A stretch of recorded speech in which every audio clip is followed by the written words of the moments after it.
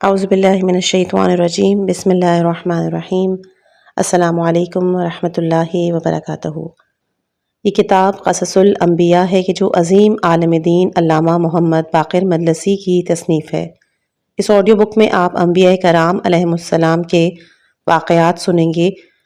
کہ جو ایمان کو تازگی بخشتے ہیں۔ آئیے اس بابرکت سفر کا آغاز کرتے ہیں اور انبیاء کرام کی زندگیوں سے روشنی حاصل کرتے ہیں۔ اس کی جتنی بھی آڈیوز ہوں گی اس کی فائلز کے لیے آپ پلے لسٹ بنامے قصص الانبیاء میں جا کر ملاحظہ کر سکتے ہیں۔ آج اس کتاب کا پارٹ 1 انشاءاللہ بیان کیا جائے گا۔ تاریخ، احوال انبیاء اور ان کی صفات، معجزات، خدا کے بعض شائستہ بندوں اور ان بادشاہوں کے حالات کے جو حضرت آدم علیہ السلام کے زمانے سے حضرت خاتم الانبیاء کے زمانے کے قریب تک کے گزرے ہیں۔ اس بارے میں ہم تمام چیزیں جو مشترک ہیں ان میں وہ بیان کریں گے۔ بسند معتبر منقول ہے کہ ایک ملحد نے خدمت حضرت صادق علیہ السلام میں حاضر ہو کر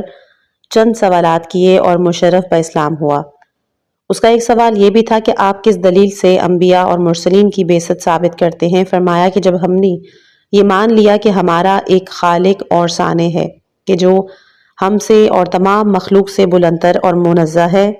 اس سے کہ خلق اسے دیکھ سکے یا مس کر سکے یا اس سے گفتگو کر سکے، تو پھر ہم نے سمجھ لیا کہ وہ صانع حکیم ہے۔ اس سے وہی امور صادر ہوتے ہیں کہ جو بندوں کے حق میں بہتر ہیں۔ تو پھر یہ ثابت ہوا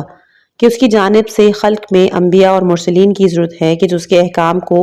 بندوں تک پہنچائیں اور ان امور کی جانب ان کی رہنمائی کریں کہ جن میں ان کی بقا اور منفعت ہو، کہ جس کا ترک کرنا ان کی فنا کا باعث۔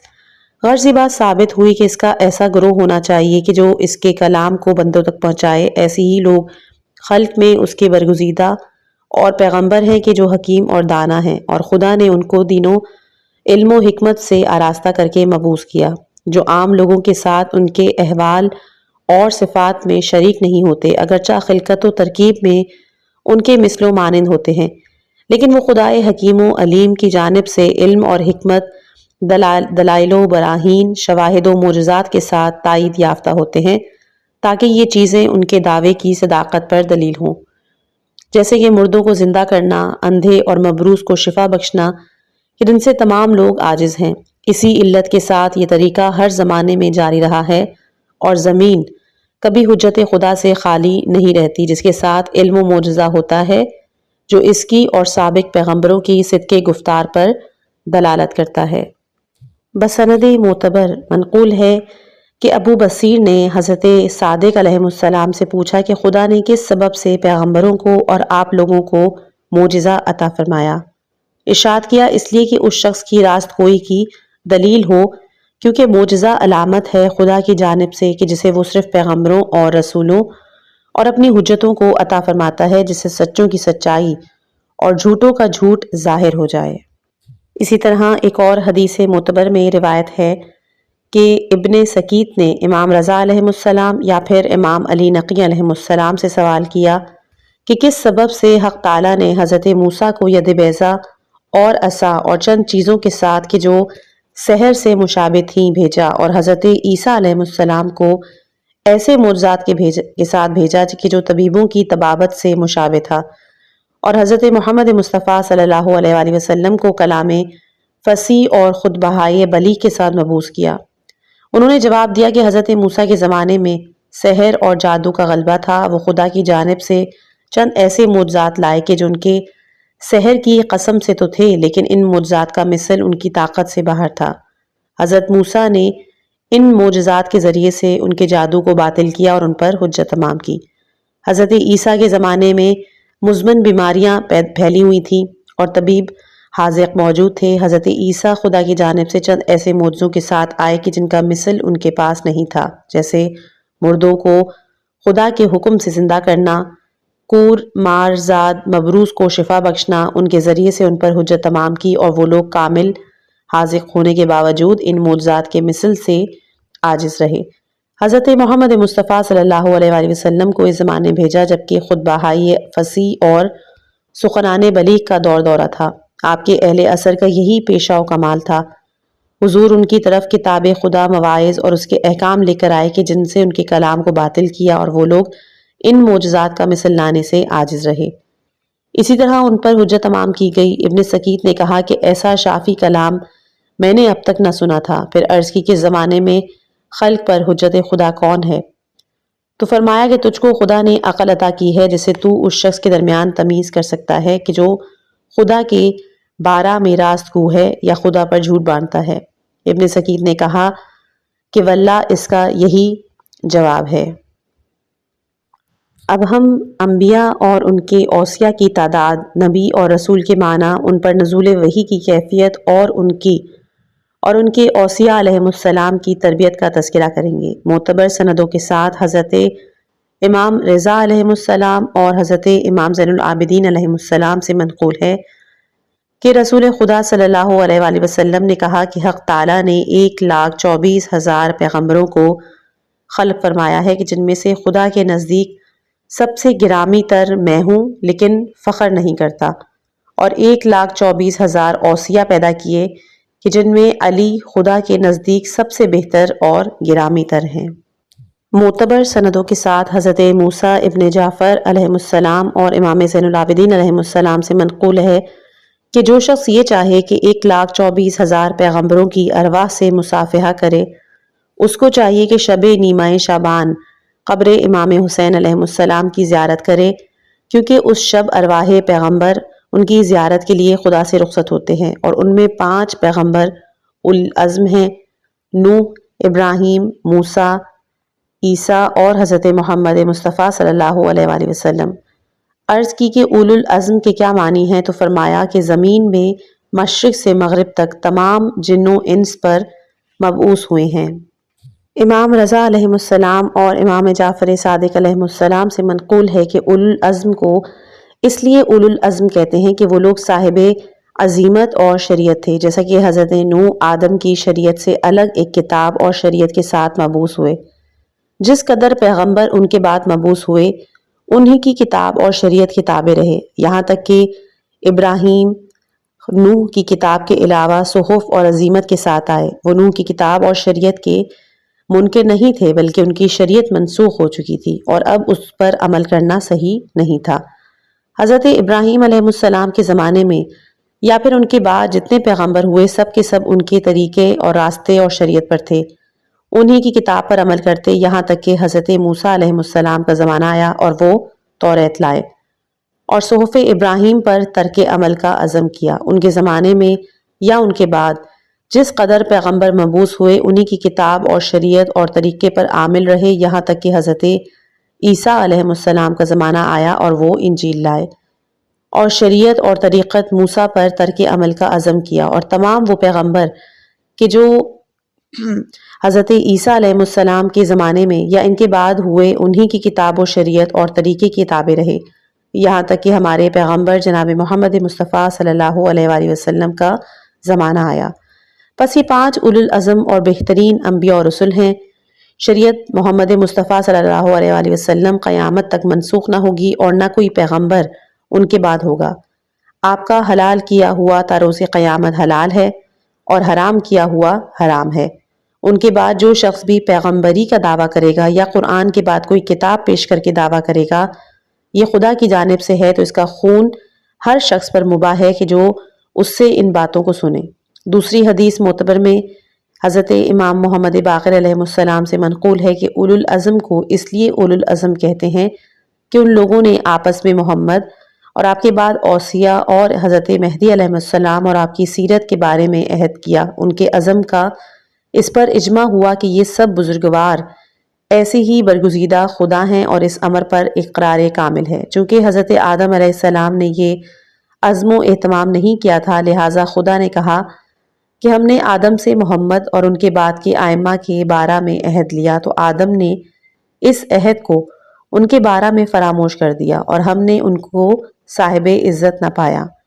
علی ابن ابراہیم نے اس کی تفسیر میں ذکر کیا کہ اولوالعزم کے معنی ہیں ان پیغمبران اولوالعزم نے تمام پیغمبروں پر خدا کا اقرار کرنے میں سبقت کی اور ان سے پہلے اور ان کے بعد جس قدر پیغمبر ہونے والے تھے ہر ایک کا اقرار کیا اور اپنی امتوں کی تکذیب پر صبر کرنے کا عزم کیا۔ ایک اور دوسری روایت میں مذکور ہے کہ بادشاہ روم نے حضرت امام حسن ابن علی علیہ السلام سے پوچھا کہ وہ 7 نفوس کون کون سے ہیں کہ جو رحم مادر سے باہر نہیں آئے؟ فرمایا کہ آدم اور حوا، گوسفندان ابراہیم، ناقہ صالح، اور وہ سانپ کہ جس نے شیطان کو حضرت آدم علیہ السلام کو ضرر پہنچانے کے لیے جنت میں داخل کیا، اور وہ دونوں کوے کہ جن کو خداوند عالم نے قابیل کی تعلیم کے لیے بھیجا کہ کس طرح حابیل کو دفن کرے، اور شیطان لعنت اللہ علیہ۔ ایک روایت میں ہے کہ حسن ابن عباس نے امام رضا علیہ السلام کی خدمت میں لکھا کہ رسول، نبی اور امام میں کیا فرق ہے؟ حضرت نے جواب میں لکھا کہ رسول پر جبرائیل نازل ہوتے ہیں، وہ ان کو دیکھتے ہیں، ان کی باتیں سنتے ہیں، اور وہی ان پر نازل ہوتی ہے۔ کبھی خواب میں دیکھتے ہیں جیسے کہ حضرت ابراہیم اور باقی انبیاء صرف آواز سنتے ہیں، اور کبھی ملک کو بھی دیکھتے ہیں مگر اس وقت اس سے وحی نہیں سنتے، اور امام صرف کلام ملک کو سنتا ہے اور اس کے جسم کو نہیں دیکھتا۔ بسند معتبر ایک زندیق نے حضرت امیر المومنین علیہ السلام کی خدمت میں حاضر ہو کے تفسیر آیات قرآن کے متعلق چند سوالات کیے، اور پھر مسلمان ہوا تو اس کا ایک سوال اس آیہ سورہ شورا آیت نمبر 51 کے بارے میں تھی۔ کسی انسان کے لیے ممکن نہیں کہ خدا اس سے گفتگو کرے مگر وحی کے عنوان سے یا پس پردہ، یا کوئی رسول یعنی فرشتہ بھیجتا ہے کہ جو وحی کرتا ہے خدا کے حکم سے کہ جو کچھ وہ چاہتا ہے، اور دوسرے مقام پر ہے کہ خدا نے موسیٰ سے گفتگو کی، جو کچھ کی، پھر کہا کہ آدم و حوا کو ان کے پروردگار نے ندا کی، اور دوسرے مقام پہ کہا کہ اے آدم تم اپنی زوجہ کے جنت میں رہو۔ تو وہ زندیق یہ سمجھتا تھا کہ یہ تمام آیتیں ایک دوسرے کی ضد ہیں۔ حضرت نے کہا کہ آیت اول کے بارے میں تو نہ ہوا ہے اور نہ ہوگا کہ حق تعالیٰ بندوں کے ساتھ کلام کرے سوائے وحی کے، یا اس کے دل پر الہام کرتا ہے، یا خواب میں اس پر القاء کرتا ہے، یا پھر ایک آواز خلق فرما کر اس کے ذریعے سے ہم کلام ہوتا ہے، بغیر اس کے کہ بندہ اس کو دیکھے، جیسے کوئی شخص پس پردہ سے کسی سے بات کرتا ہے یا کسی فرشتے کو بھیجتا ہے کہ جو اس کے حکم سے وحی لاتا ہے۔ بتحقیق کے رسول آسمانی رسولوں میں سے ہوتے ہیں، یعنی ملائکہ کے جن پر خدا کی وحی ہوتی ہے، پس رسولان آسمان اور رسولان زمین کو وہ وحی پہنچاتے ہیں، اور کبھی رسولان زمین اور حق تعالیٰ کے درمیان بلا واسطہ گفتگو ہوئی ہے۔ اور رسول خدا صلی اللہ علیہ وآلہ وسلم نے جبرائیل سے پوچھا کہ وحی کہاں سے حاصل کرتے ہو؟ انہوں نے کہا اسرافیل سے۔ فرمایا اسرافیل کہاں سے لیتے ہیں؟ جبرائیل نے کہا کہ ایک ملک روحانی ہے کہ جو ان سے بالا تر ہے۔ حضرت نے پوچھا اس ملک کو کہاں سے ملتی ہے؟ عرض کی خدا اس کے دل میں القاء کرتا ہے۔ پس یہ وحی کلام خدا ہے، اور کلام خدا ایک طرح پر نہیں، بعض وہ ہیں کہ خدا نے پیغمبروں سے گفتگو کی، بعض وہ ہیں کہ جن کو ان کے دل میں خدا نے ڈالا، بعض پیغمبران خدا خواب میں دیکھتے ہیں، بعض کلام بھیجی ہوئی وحی ہیں کہ جن کو لوگ تلاوت کرتے ہیں اور پڑھتے ہیں، اور ایک قسم وہ ہے کہ جو رسولان آسمان یعنی کہ فرشتے رسولان زمین پر بھیجتے ہیں۔ سائل نے عرض کی یا امیر المومنین، خدا آپ کے اجر کو زیادہ کرے، آپ نے میرے دل کی گرہ کو کھول دیا۔ بسند معتبر منقول ہے کہ مفضل نے امام صادق علیہ السلام سے سوال کیا کہ کیوں امام کو وہ تمام امور معلوم ہو جاتے ہیں کہ جو اقطار زمین میں واقع ہوئے، حالانکہ وہ اپنے مکان میں بیٹھے رہتے ہیں اور دروازے پر پردہ لٹکا ہوتا ہے؟ انہوں نے فرمایا اے مفضل، حق تعالیٰ نے پیغمبروں میں 5 روحیں ودیت کی ہیں۔ روح حیات کہ جس سے حرکت کرتا ہے اور راستہ چلتا ہے، روح قلوب کہ جس سے اٹھتا ہے جہاد کرتا ہے، روح شہود کہ جس سے کھاتا ہے پیتا ہے، روح الایمان کہ جس سے ایمان لاتا ہے اور لوگوں کے ساتھ عدالت کرتا ہے، روح القدس کہ جس سے پیغمبری کا حامل ہوتا ہے، اور جب پیغمبر دنیا سے جاتا ہے روح القدس اس امام کی طرف منتقل ہوتی ہے کہ جو اس کے بعد ہوتا ہے۔ اس روح کو خواب و غفلت، لہو و تکبر سے تعلق نہیں، اور مذکورہ چاروں روحوں پر خواب بھی طاری ہوتا ہے اور وہ غافل بھی ہو جاتی ہے، لہو و تکبر بھی کرتی ہے، اور پیغمبر اور امام بذریعہ روح عصمت انبیاء اور ائمہ کا بیان کہ جانا چاہیے کہ علماء امامیہ رضوان اللہ علیہم نے عصمت انبیاء اور اوصیاء اور ائمہ پر اجماع کیا ہے، اس پر کہ گناہان کبیرہ اور صغیرہ ان سے صادر نہیں ہوتے، کسی طرح کی گناہ نہ سہو نسیان کے طریقے سے، اور نہ تعویل میں خطا کی قسم سے، اور نہ غلطی کی راہ سے، نہ پیغمبری سے قبل، نہ بعد، نہ طفلی میں، نہ بزرگی میں، اور کسی نے اس بارے میں مخالفت نہیں کی ہے سوائے ابن بابویہ اور شیخ ابو محمد کے، کہ ان لوگوں کا خیال ہے کہ پیغمبروں اور اماموں سے حق تعالیٰ مصلحتاً سہون کرا دیتا ہے تاکہ وہ چیز فراموش ہو جائے کہ جو تبلیغ رسالت سے متعلق نہیں ہوتی، اور تواتر اور اجماع سے معلوم ہے کہ ان کی عصمت پر اعتقاد رکھنا ائمہ کا مذہب ہے، بلکہ دین شیعہ کی ضروریات سے ہے۔ اس کی عقلی اور نقلی بے شمار دلیلیں قائم ہو چکی ہیں، بہت سی حدیثیں ہیں اور بہت سے دلائل کتابوں میں لکھے جا چکے ہیں۔ اولاً تو یہ کہ جب ان کی بعثت سے غرض ہے کہ لوگ ان کی اطاعت کریں اور جو کچھ وہ اوامر اور نواہی خدا سے بیان کریں اس کی تعمیل کریں، تو اگر خدا ان کو معصوم نہ رکھے تو ان کی بعثت کی غرض کے خلاف ہوگا، اور حکیم کے لیے جائز نہیں کہ کوئی بھی ایسا فعل کرے کہ جو اس کی غرض کے موافق نہ ہو، اور غرض کے خلاف ہونا عادتاً ظاہر ہے کہ جب کوئی شخص لوگوں کو نیکیوں کا حکم دیتا ہے، برائیوں سے روکتا ہے اور خود اس کے خلاف عمل کرتا ہے تو پھر اس کا معاوضہ لوگوں پہ اثر نہیں کرتا۔ دوسرا یہ کہ پیغمبر سے اگر گناہ صادر ہوگا تو اجتماع ضدین لازمی آئے گا، یعنی اس کی مطابعت بھی کرنا ہوگی اور مخالفت بھی۔ مطابعت اس لیے کہ واجب ہے کیونکہ خدا نے فرمایا اے محمد کہہ دو کہ اگر خدا کو دوست رکھتے ہو تو میری مطابعت کرو تاکہ خدا تم کو دوست رکھے، سورہ آل عمران آیت نمبر 31۔ اور جب ہمارے پیغمبر کے حق میں یہ بات ہوگی کیونکہ کوئی انبیاء میں تفریق کا قائل نہیں ہے، اور مخالفت اس لیے کہ گناہ میں گناہ کی پیروی کرنا حرام ہے۔ سوم یہ کہ اگر اس سے کوئی گناہ صادر ہو تو واجب ہوگا اس کا روکنا، اور زبر و توبیخ کرنا اور منع کرنا امر بالمعروف نہی عن المنکر کے مطابق لازم ہوگا، لیکن پیغمبر کو کسی امر سے روکنا حرام ہے کیونکہ اس کی ایذا کا باعث ہوگا اور یہ حرام ہے، اس آیت کی روح سے کہ جس کا ترجمہ ہے کہ جو لوگ خدا اور رسول کو آزار دیتے ہیں ان پر خدا نے دنیا اور آخرت میں لعنت کی ہے۔ چہارم یہ کہ اگر کوئی پیغمبر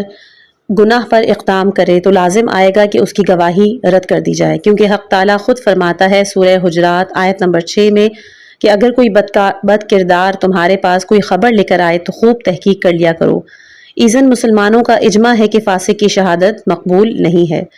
پنجم یہ ہے کہ لازم آتا ہے کہ اس کا حال عاصیان امت سے بھی بدتر ہو اور اس کا درجہ ان سے بھی پستر ہو، کیونکہ ان پیغمبروں کی زندگی نہایت بلند ہوتی ہے اور ان پر خدا کی نعمتیں بنسبت عوام کے زیادہ پوری ہوتی ہیں، اس لیے کہ خدا نے ان کو لوگوں پر برگزیدہ کیا ہے اور ان کو خلق پر اپنی وحی کے ساتھ امین قرار دیا ہے اور زمین میں اپنا خلیفہ بنایا ہے۔ اس کے علاوہ اپنی نعمتوں سے ان کو ممتاز کیا ہے، پس ان کا معاصی میں مبتلا ہونا اور اوامر و نواہی سے لذت فانی دنیا کے لیے روگردانی کرنا تمام لوگوں کے گناہوں سے بدتر اور پھر سختر ہے، اور کوئی عاقل یہ پسند نہ کرے گا کہ ان کا درجہ تمام لوگوں سے پستر ہو۔ چھٹا یہ کہ وہ لوگ خود خلق خدا کو اطاعت کا حکم دیتے ہیں، اور اگر خود اطاعت خدا نہ کریں تو پھر اس آیت کے حکم میں آئیں گے سورہ بقرہ آیت نمبر 44 کہ کیا تم لوگوں کو نیکی کا حکم کرتے ہو اور اپنے نفسوں کو فراموش کرتے ہو، حالانکہ کتاب خدا کی تلاوت کرتے ہو تو کیا سمجھتے نہیں؟ اس آیت میں ان پیغمبروں کا داخل ہونا غلط ہے۔ چھٹا خداوند متعال فرماتا ہے کہ عاصی ظالم ہوتا ہے، سورہ بقرہ آیت نمبر 124 کہ میرا عہد امامت اور پیغمبری ظالموں کو نہ پہنچے گا، اور اس مدعا پر بہت سی دلیلیں ہیں کہ جن کے ذکر کی اس کتاب میں گنجائش نہیں۔ انشاءاللہ ان میں سے بیشتر کتابیں امامت میں بھی مذکور کی جائیں گی۔ مستند سندوں کے ساتھ یہ بات منقول ہے کہ حضرت امام رضا علیہ السلام نے مقرر مجلس مامون میں دلائل اور براہین سے انبیاء کی عصمت ثابت کی اور علماء مخالفین کو ساکت کیا ہے۔ اگلے ہم بیان کریں گے فضائل اور مناقب انبیاء اور اوصیاء علیہ السلام کے حوالے سے۔ بسند معتبر حضرت امام جعفر صادق امام محمد باقر علیہ السلام سے منقول ہے کہ حضرت رسول اللہ صلی اللہ علیہ وآلہ وسلم نے فرمایا کہ ہم گروہ انبیاء سوتے ہیں، ہماری آنکھیں خواب میں ہوتی ہیں مگر ہمارے قلوب نہیں مرتے، اور جس طرح ہم سامنے سے دیکھتے ہیں اسی طرح پشت کی جانب سے بھی دیکھتے ہیں۔ بسند معتبر حضرت امام صادق علیہ السلام سے منقول ہے کہ مسجد سہلہ حضرت ادریس پیغمبر کا مکان ہے جس میں وہ خیاطی کرتے تھے، اسی جگہ سے حضرت ابراہیم علیہ السلام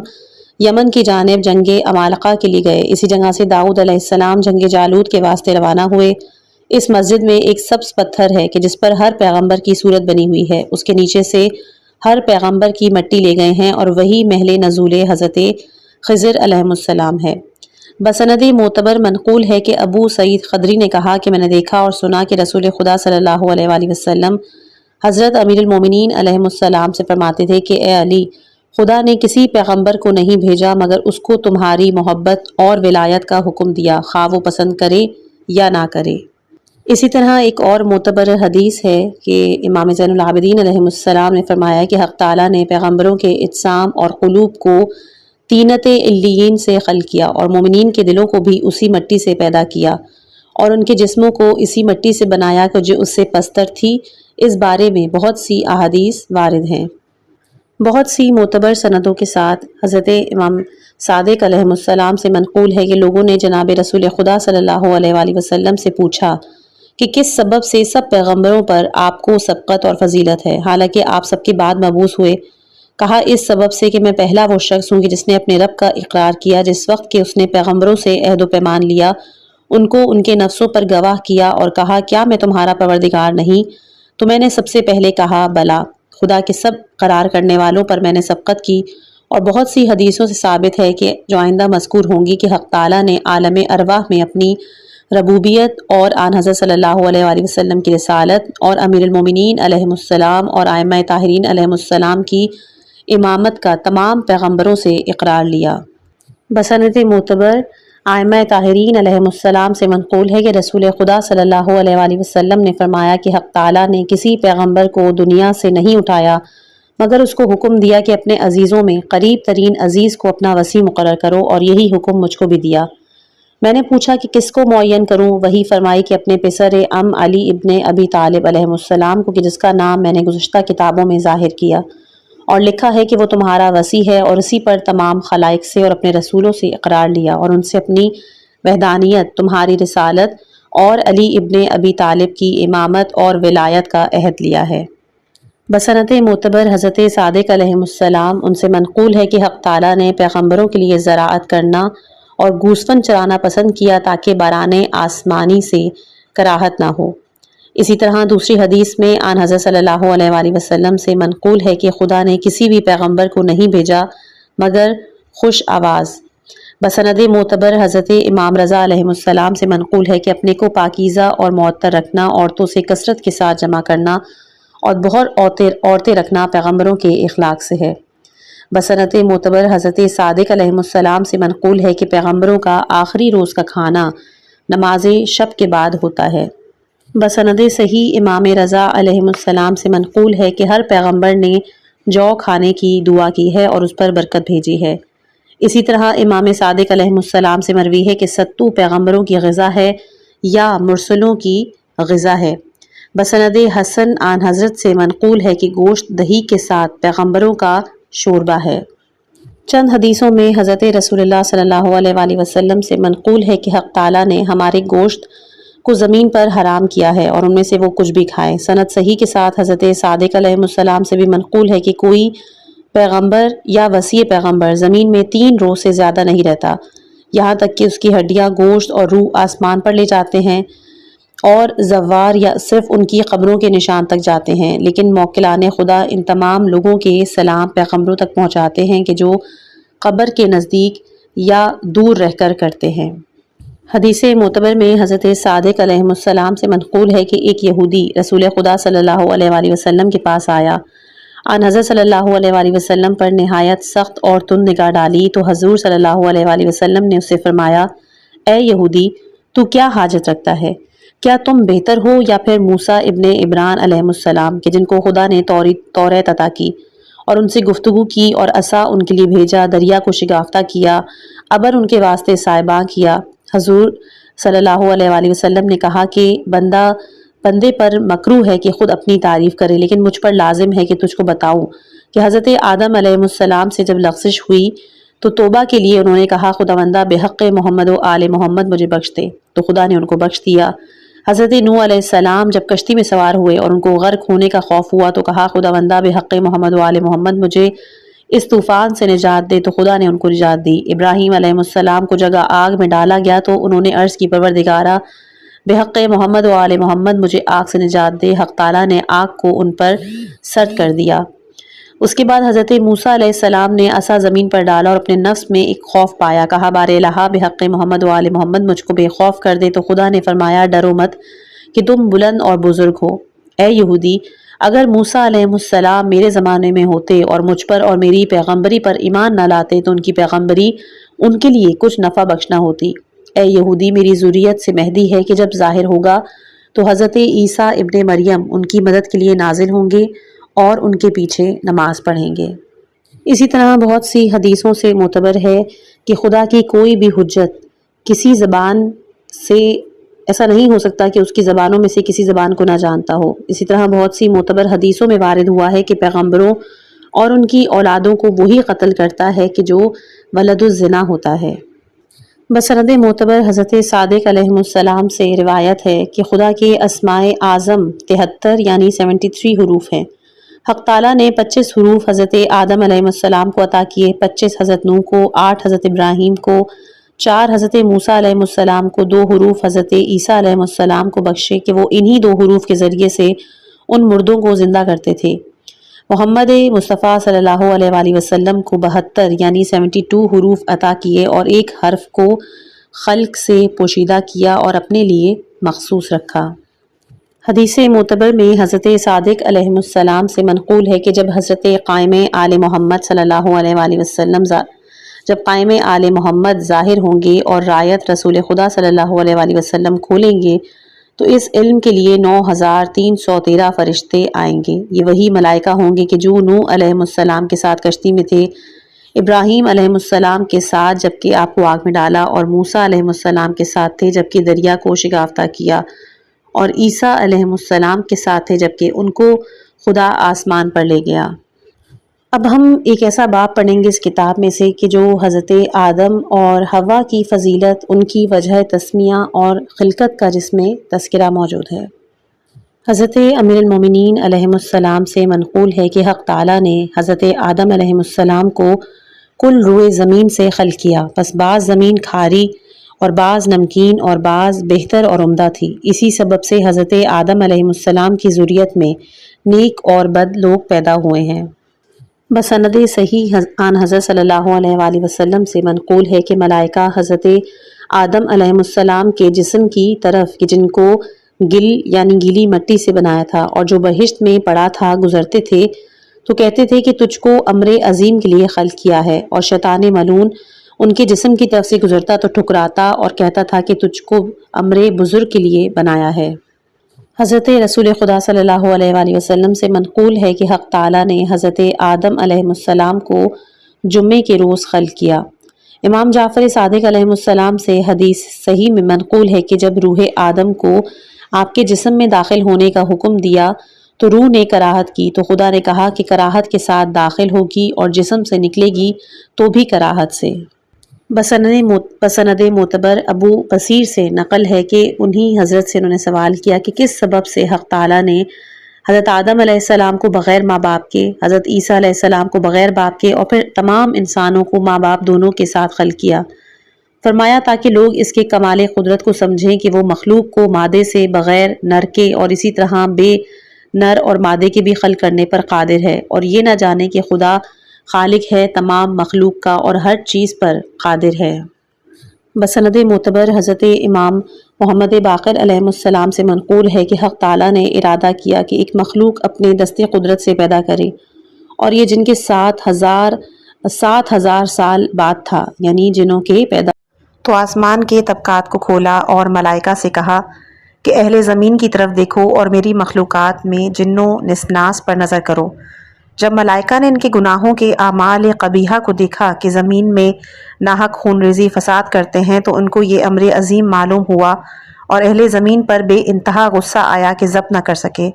عرض کی اے ہمارے پالنے والے، تو غالب، قادر، جبار، قاہر، عظیم الشان ہے۔ یہ تیرے پیدا کیے ہوئے ضعیف ذلیل ہیں، تیرے قبضہ قدرت میں ہیں، تیرے رزق کے سبب سے عیش کر رہے ہیں، تیری عافیت سے بہرہ مند ہوتے ہیں۔ ایسے گناہ عظیم کے ساتھ تیری نافرمانی کرتے ہیں، تجھ کو غصہ نہیں آتا، تو ان پہ غضبناک نہیں ہوتا، ان سے اپنا انتقام نہیں لیتا۔ یہ امر ہم کو عظیم معلوم ہوتا ہے، تیرے حق میں ان کی جسارت بہت بڑی نظر آتی ہے۔ جب حق تعالیٰ نے ملائکہ سے یہ باتیں سنی تو کہا کہ میں زمین پر اپنا ایک جانشین بنانے والا ہوں کہ جو میری خلق پر میری حجت ہوگا۔ ملائکہ نے کہا کہ ہم تجھ کو تمام عیبوں سے پاک سمجھتے ہیں، کیا زمین میں ایسے گروہ کو پیدا کرے گا کہ جو فساد اور خون ریزی کرے، جس طرح کہ فرزندان جان نے فساد اور خون ریزی کی، یعنی کہ فرزندان جنوں نے، اور ایک دوسرے پر حسد کریں، آپس میں بغض اور عداوت رکھیں، لہٰذا ہم میں سے ہی اپنا خلیفہ قرار دے۔ ہم نہ حسد اور عداوت کریں گے، نہ خون ریزی اور فساد، بلکہ تیری تسبیح اور تمجید کرتے رہیں گے، تجھ کو پاک اور منزہ سمجھتے رہیں گے۔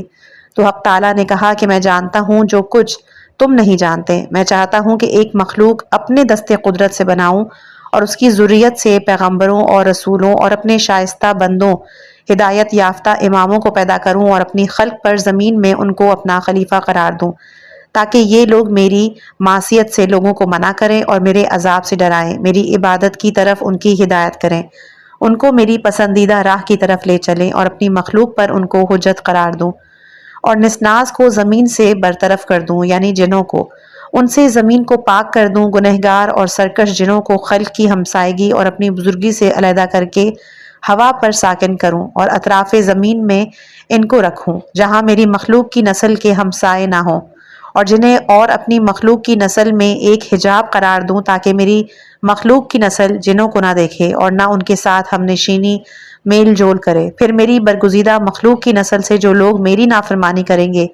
ان کو عاصیوں کے مسکن یعنی جہنم میں ڈال دوں گا اور پرواہ نہیں کروں گا۔ ملائکہ نے کہا اے ہمارے پالنے والے، جو چاہے کر، ہم تو اتنا ہی جانتے ہیں جتنا تو نے ہم کو بتلا دیا ہے، اور تو ہی حکیم اور دانا ہے۔ حق تعالیٰ نے ان کو اس جرت پر عرش سے 500 سال کی راہ پر دور کیا تو ملائکہ عرش کی جانب پناہ لے گئے اور ازروئے عجز و انکساری انگلیوں سے اشارہ کرتے تھے۔ خدا نے ان کی تضرع و زاری مشاہدہ کی، رحمت ان کے شامل حال کی اور بیت المعمور ان کے لیے وضع کیا اور فرمایا کہ اس کے گرد طواف کرو، عرش کو چھوڑ دو کہ یہی میری خوشنودی کا باعث ہے۔ پس ملائکہ اس کے گرد طواف کیا۔ بیت المعمور وہ گھر ہے کہ جس میں ہر روز 70,000 ملائکہ داخل ہوتے ہیں اور پھر کبھی نہیں واپس ہوتے۔ خداوند عالم نے بیت المعمور کو اہل آسمان کے لیے توبہ کے لیے اور کعبے کو اہل زمین کے توبہ کے لیے مقرر کیا ہے۔ پھر خداوند عالم نے فرمایا کہ میں ایک بشر کو سلسال یعنی خشک شدہ مٹی سے پیدا کروں گا کہ جس سے آواز نکلتی ہے، یا جو بال کے ساتھ خمیر دی گئی ہے، یعنی متغیر شدہ بدبودار خراب مٹی سے پیدا کروں گا۔ تو جب اس کو درست کروں اور اپنی روح اس میں پھونک دوں تو تم سب اس کے لیے سجدے میں گر پڑنا۔ یہ خلقت آدم کے متعلق خدا کا مقدمہ تھا قبل اس کے کہ ان کو خلق کرے تاکہ اپنی حجت ان ملائکہ پر تمام کر دے۔ امام محمد باقر علیہ السلام فرماتے ہیں کہ ہمارے پروردگار نے کچھ آب شیریں کے ساتھ خاک کو اپنے دستے قدرت سے گوندا اور کہا تجھ سے اپنے پیغمبروں، رسولوں، شائستہ بندوں اور ہدایت یافتہ اماموں کو کہ جو بہشت کی طرف لوگوں کو بلائیں گے، ان کی پیروی کرنے والوں کو روز قیامت تک پیدا کروں گا اور پرواہ نہ کروں گا، کوئی مجھ سے سوال نہ کرے گا۔ پھر کچھ آب شور لے کر خاک میں ملایا، فرمایا تجھ سے جہاروں، فرعونوں، عادیوں، شیطانوں کے بھائیوں کو کہ جو لوگ جہنم کی طرف بلائیں گے اور ان کی پیروی کرنے والوں کو قیامت تک میں پیدا کروں گا۔ غرض یہ کہ دونوں قسم کی مٹیوں کو باہم ملا کر عرش کے سامنے ڈال دیا تو وہ دونوں مٹی کے چند ٹکڑے ہو گئے۔ پھر اس کے بعد 4 فرشتوں کو کہ جو ہواؤں یعنی کہ باد شمال، باد جنوب، باد صبا اور باد دبور پر مکمل ہیں، حکم دیا کہ ان مٹی کے ٹکڑوں پر ان ہواؤں کو چلائیں تو ان ٹکڑوں کو ایک دوسرے سے ٹکرا ٹکرا کر پارا کیا اور اصلاح میں لائے اور سودا، خون اور صفرا اور بلغم ان چاروں طبیعتوں کو ان میں جاری کیا۔ سودا باد شمال کے سبب، بلغم باد صبا کی وجہ سے، صفرا باد دبور کی جہت سے اور خون باد جنوب کی تاثیر سے ہے۔ غرض آدم علیہ السلام کا بدن مستقل اور مکمل ہوا اور ایک حصہ سودا کے حصے میں ہے کہ جس سے عورتوں کی الفت و امید اور حرص کی زیادتی پیدا ہوتی ہے۔ ایک بلغم کے حصے میں ہے کہ جس سے کھانے پینے، نیکی اور عقل مندی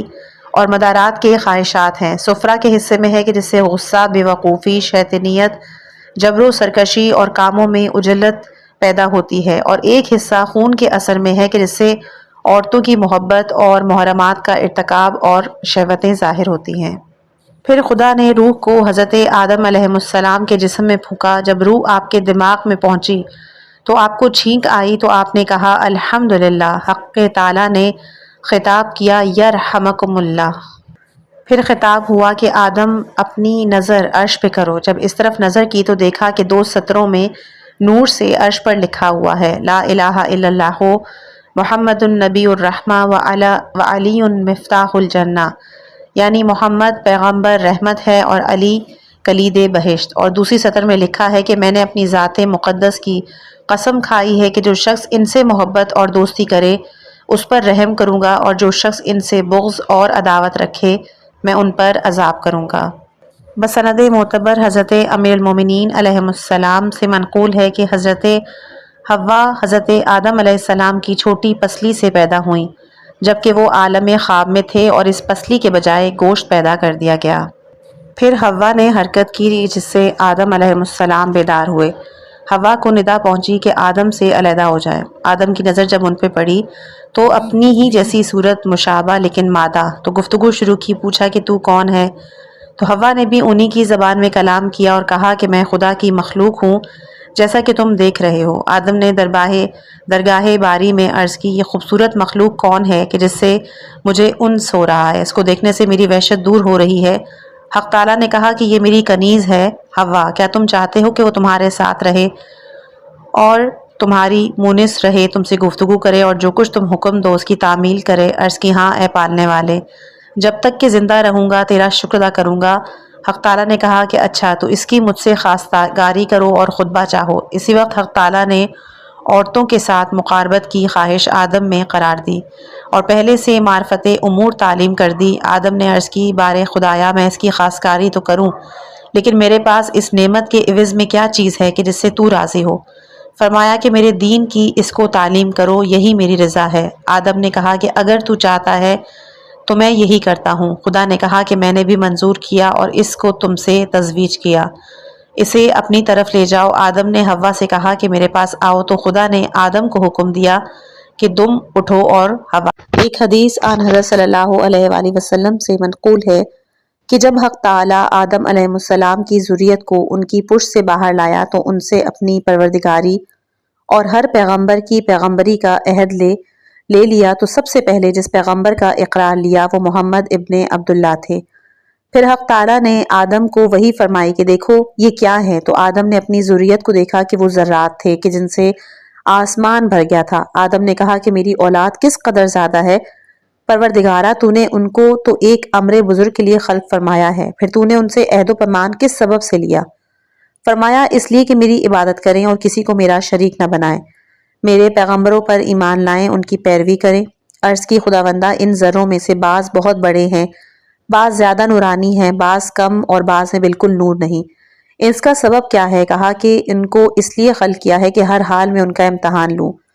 آدم نے عرض کی پالنے والے کیا مجھے کچھ اور بات کرنے کی اجازت ہے؟ خطاب ہوا ہاں۔ اے آدم کہو کیا کہنا چاہتے ہو؟ عرض کی کہ اگر ان کو برابر برابر ایک مقدار، ایک طبیعت، ایک خلقت، ایک رنگ، ایک عمر، ایک روزی پر خلق کرتا تو البتہ بعض پر بعض ظلم نہ کرتے، ان میں حسد، دشمنی، اختلاف کسی معاملے میں نہ ہوتا۔ حق تعالیٰ نے کہا کہ میری برگزیدہ روح کے بارے میں تم نے کلام کیا اور اپنی طبیعت کی کمزوری کے سبب سے اس کے متعلق زبان کھولی جس کا تم کو علم نہیں۔ میں خالق علیم ہوں، اپنے علم کی بنا پر ان کی خلقت میں اختلاف قرار دیا ہے۔ میری مشیت، میرا حکم ان میں جاری ہوتا ہے اور ہر ایک کی بازگشت میری تقدیر تدبیر کی طرف ہے۔ میری خلقت میں تبدیلی نہیں، جن و انس کو صرف اپنی عبادت کے لیے پیدا کیا ہے۔ میں نے بہشت کو اس لیے بنایا کہ جو ان میں میری عبادت فرمانبرداری اور میرے رسولوں کی پیروی کرے گا، لیکن مجھے اس کی پرواہ نہیں ہے، اور دوزخ کو اس لیے پیدا کیا کہ جو کافر ہوگا، میری معصیت، میرے رسولوں کی نافرمانی کرے گا، اور اس کے لیے بھی مجھے پرواہ نہیں۔ میں نے تم کو تمہاری ذریت اولاد کو پیدا کیا بغیر اس کے کہ تمہاری یا ان کی مجھے کوئی حاجت ہو، اور تم کو اور ان سب کو اس لیے خلق کیا ہے کہ آزمائش کروں کہ تم میں سے کون دنیاوی زندگی میں سب سے زیادہ نیک کردار ہے۔ اس لیے میں نے دنیا اور آخرت، موت، حیات، طاعت، معصیت، بہشت و دوزخ کو پیدا کیا، اور ایسا ہی ارادہ کیا اپنی تقدیر اور تدبیر کے ساتھ، اپنے اس ظلم کے سبب سے کہ جو ان کے تمام احوال پر اپنے اس علم کے سبب سے کہ جو ان کے تمام احوال پر محیط ہے۔ میں نے ان کی صورتیں، ان کے اجسام، ان کے رنگ، ان کی عمریں، ان کی روزی، اطاعت، معصیت کو مختلف قرار دیا۔ ان میں شقی اور سعادت مند، بینا نابینا، کوتا بلند، خوبصورت بدصورت، عقل مند نادان، مالدار پریشان حال، فرما بردار نافرمان، بیمار اور تندرست بنائے۔ بہت سے مزین دردوں میں مبتلا ہوں گے اور اکثر وہ ہیں کہ جن کو کوئی درد نہ ہوگا، تاکہ تندرست بیمار کو دیکھ کر میری حمد بجا لائے، اس لیے کہ اس کو عافیت بخشی۔ بیمار تندرست کو دیکھ کر مجھ سے سوال اور دعا کرے تاکہ اسے صحت عطا کروں۔ میری بلاؤں پر صبر کرے تاکہ اسے ثواب مرحمت کروں، اس کے بلند درجے کروں۔ اسی طرح مالدار پریشان حال کو دیکھ کر میرا شکر اور الحمد بجا لائے۔ محتاج مالدار کو دیکھ کر مجھ سے دعا اور سوال کرے۔ مومن کافر کو دیکھ کر میری حمد بجا لائے، اس لیے کیونکہ میں نے اس کی ہدایت کی۔ اسی لیے ان لوگوں کو پیدا کیا تاکہ ان کا امتحان خوشحالی اور بدحالی اور اس عافیت میں کہ جو ان کو میں نے بخشی ہے، ان بلاؤں کے ذریعے سے کہ جن میں ان کو مبتلا کروں گا، اس نعمت کے ساتھ کہ جو ان کو عطا کروں گا، اور ان چیزوں کے ذریعے سے کہ جن سے ان کو منع کروں گا۔ میں ہوں خدا بادشاہ قادر، اور میرے لیے ہے ان چیزوں کو کہ جو مقدر کر چکا ہوں جاری کروں جس طرح کی تدبیر کر چکا ہوں، اور میرے لیے ہے کہ تغییر دوں اپنی تقدیر میں ان چیزوں کو، ان چیزوں میں جن میں چاہوں، اور مقدم کروں جن کو مؤخر کر چکا ہوں، اور پیچھے کر دوں اس کو جسے آگے کر چکا ہوں۔ میں وہ خدا کہ جو کچھ چاہوں وہ کر سکتا ہوں۔ بسند مقبول ہے کہ امام زین العابدین علیہ السلام نے فرمایا کہ میں نے اپنے پدر بزرگوار سے پوچھا کہ کس سبب سے خانہ کعبہ کا 7 بار طواف مقرر ہوا؟ فرمایا اس لیے کہ حق تعالیٰ نے ملائکہ سے فرمایا کہ میں زمین میں خلیفہ قرار دوں گا، اور ملائکہ نے قبول نہیں کیا اور کہا کہ کیا تو زمین میں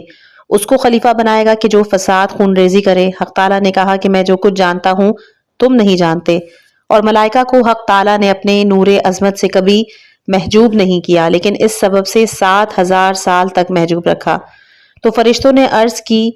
اور اپنی پناہ اختیار کی، پھر حق تعالیٰ نے ان پہ رحم کیا اور ان کی توبہ قبول کی، اور ان کے لیے بیت المعمور کے جو آسمان چہارم پر ہے وہ خلق کیا، اور اس کو مرجع و امن اہل آسمان قرار دیا۔ خانہ کعبہ کو بیت المعمور کے عین نیچے بنایا۔ اہل زمین کے لیے یہ محل ثواب اور جائے پناہ ہے۔ اس سبب سے 7 بار طواف بندوں پر واجب ہوا، اور ملائکہ کے ہر 1000 سال طواف کے بجائے بنی آدم پر 1 گردش طواف واجب فرمایا۔ حدیث معتبر میں امام صادق علیہ السلام سے منقول ہے کہ ملائکہ نے بنی آدم کے بارے میں فساد کا گمان اس لیے کیا کہ ایک جماعت کو وہ دیکھ چکے تھے کہ جو پہلے زمین میں فساد اور خون ریزی کر چکی تھی۔ خدا نے قرآن مجید میں سورہ بقرہ آیت نمبر 32 میں ارشاد فرمایا ہے کہ اس وقت کو یاد کرو جب کہ ہم نے ملائکہ سے کہا کہ آدم کے لیے سجدہ کرو، سب نے سجدہ کیا مگر ابلیس نے انکار کیا اور تکبر کیا، اور وہ کافروں میں سے ہو گیا۔ حق تعالیٰ نے فرمایا کہ تجھ کو کس چیز نے سجدہ کرنے سے روکا؟ جبکہ میں نے حکم دیا تھا۔ اس نے کہا کہ میں اس سے بہتر ہوں، مجھ کو تو نے آگ سے پیدا کیا اور اس کو مٹی سے۔ خدا نے کہا کہ اتر جا آسمان سے یا بہشت سے، تو نے تکبر کیا، تیری ضرورت آسمان یا بہشت میں نہیں، پس دور ہو کیونکہ تو بے شک ذلیل و خوار ہے۔ شیطان نے کہا کہ مجھ کو اس روز تک کی مہلت دے جس روز تک لوگ زندہ ہوں گے۔ فرمایا جا، تجھ کو مہلت دی۔ اس نے کہا کہ جبکہ تو نے مجھ کو گمراہیوں میں شمار کیا ہے، اپنی رحمت سے نا امید کیا ہے، تو آدم کی اولاد کی طاق میں ان کی راہ پر بیٹھا رہوں گا تاکہ میں ان کو گمراہ کر سکوں۔ خدا نے اس سے کہا کہ بے شک میرے مخلص بندے تمہاری چال میں نہیں آئیں گے، یقیناً میرے مخلص بندوں پر تیری حکومت نہ چلے گی، اور تیرا خالق اپنے ان مخلص بندوں کی کفر و گناہ سے محافظت اور نگہبانی کے لیے کافی ہے۔ تفسیر امام حسن عسکری علیہ السلام میں مذکور ہے کہ منافقوں نے خدمت جناب رسالت مآب میں عرض کی کہ علی افضل ہیں یا ملائکہ مقربین؟ فرمایا کہ ملائکہ خدا نے محمد و علی کی دوستی اور ان کی ولایت کے قبول کرنے کے سبب سے یہ شرف پایا ہے۔ بے شبہ محبان علی میں سے ہیں کہ جنہوں نے اپنے دل کو مکر و فریب، بغض و کینہ اور دیگر گناہوں سے جنہوں نے پاک کیا، وہ ملائکہ سے بھی زیادہ پاک اور بہتر ہیں، یعنی وہ شیعان علی۔ اور خدا نے ملائکہ کو آدم کے سجدے کا حکم بھی اس لیے دیا تھا کہ وہ اپنی دانست میں سمجھ چکے تھے کہ جو مخلوق ان کے بعد دنیا میں آئے گی، ملائکہ اس سے دین اور دنیا ہر لحاظ سے بہتر ہوں گے۔ بسند معتبر حضرت امام رضا علیہ السلام سے ان کے آباء طاہرین کے اسناد سے حضرت امیر المومنین علیہ السلام سے منقول ہے کہ رسول خدا صلی اللہ علیہ وآلہ وسلم نے فرمایا کہ حق تعالیٰ نے اپنے پیغمبران مرسل کو ملائکہ پر فضیلت دی اور مجھ کو تمام پیغمبروں اور مرسلوں پر فضیلت دی، اور میرے بعد اے علی تم کو اور تمہاری ذریت میں اماموں کو فضیلت دی۔ پھر کہا کہ حق تعالیٰ نے آدم کو خلق کیا اور ہم لوگوں کو ان کی پشت میں امانتاً سپرد کیا،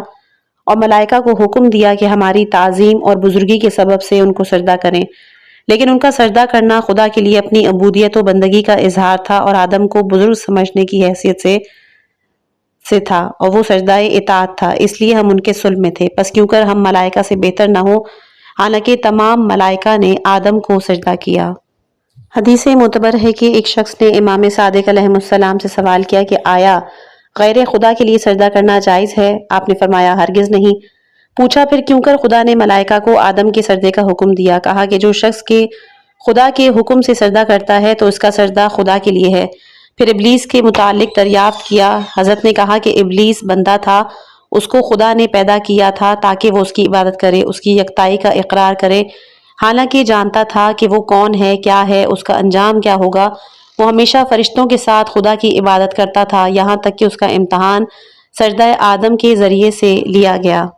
حسن سند کے ساتھ آن حضرت صلی اللہ علیہ وآلہ وسلم سے منقول ہے کہ جب حق تعالیٰ نے شیطان کو وہ قوت کہ جو اس نے طلب کی تھی وہ عطا کی تو حضرت آدم علیہ السلام نے کہا کہ پروردگارہ تو نے شیطان کو میرے فرزندوں پر مسلط فرمایا، اس کو مانند خون کے ان کی رگوں میں جاری کیا، بخشا اس کو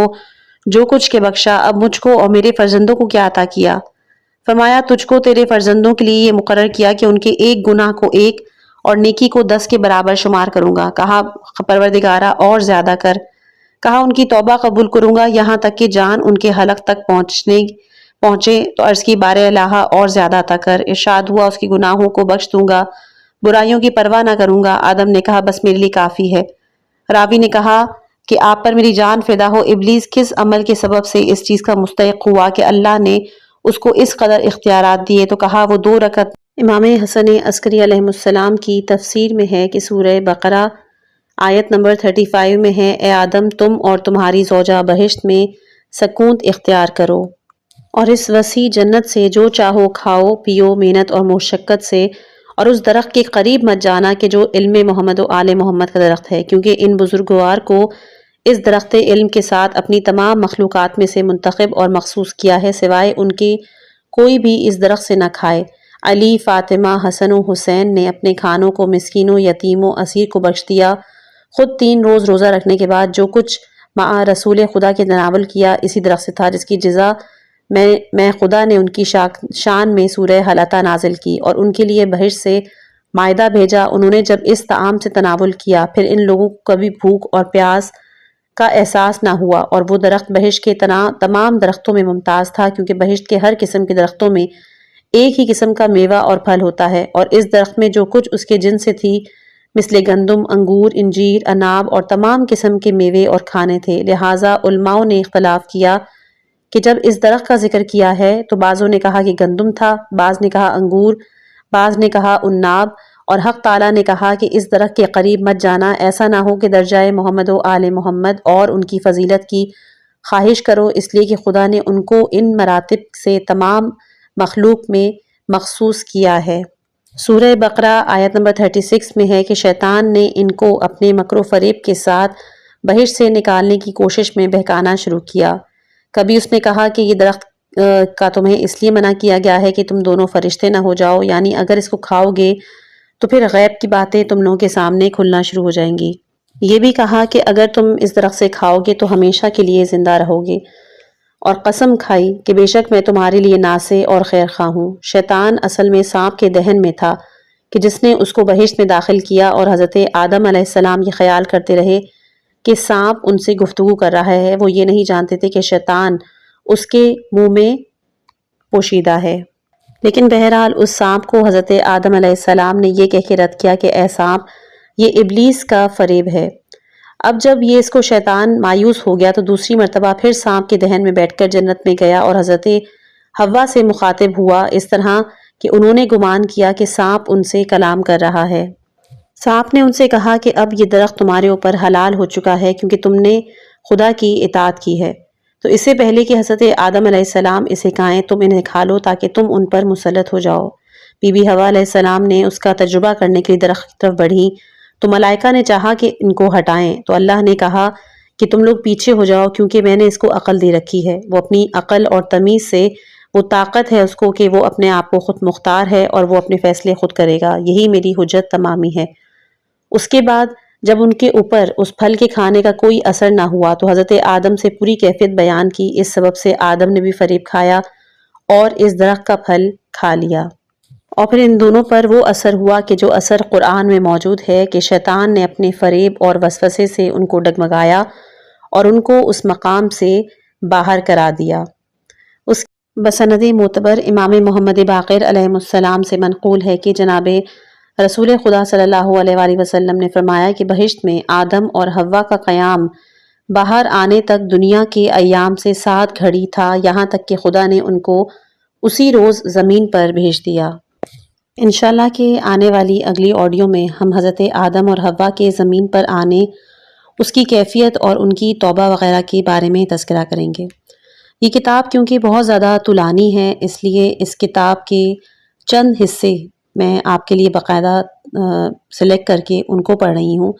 کیونکہ یہی ایک واقعہ متواتر اور مختلف انداز میں بیان کیا گیا ہے اسی کتاب میں، مختلف اسناد سے، مختلف روایات سے۔ تو جس کو یہ کتاب پڑھنی ہے وہ PDF فائل میرے ڈسکرپشن میں میرا ای میل موجود ہے، اس میں یا پھر مختلف اور بھی اس میں حوالے جات موجود ہیں، اس میں مجھے میسج کر کے آپ لوگ اس کتاب کو لے سکتے ہیں۔ خداوند متعال کا شکر ادا کرتے ہیں کہ خدا نے ہمیں توفیق دی اس کتاب کو پڑھنے کی۔ اے اللہ، اس کتاب کے پڑھنے اور سننے کو ہمارے لیے ذریعہ مغفرت بنا، ہمارے والدین، اساتذہ،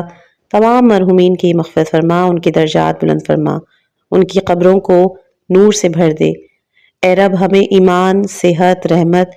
اور اپنی رضا نصیب فرما اور ہمیں دنیا اور آخرت میں کامیابی عطا کر۔ اگر آپ کو میری یہ آڈیو پسند ہے تو اس کو لائک، شیئر اور سبسکرائب کرنا مت بھولیے گا۔ اپنی خاص دعاؤں میں یاد رکھیے گا۔ والسلام علیکم ورحمۃ اللہ وبرکاتہ۔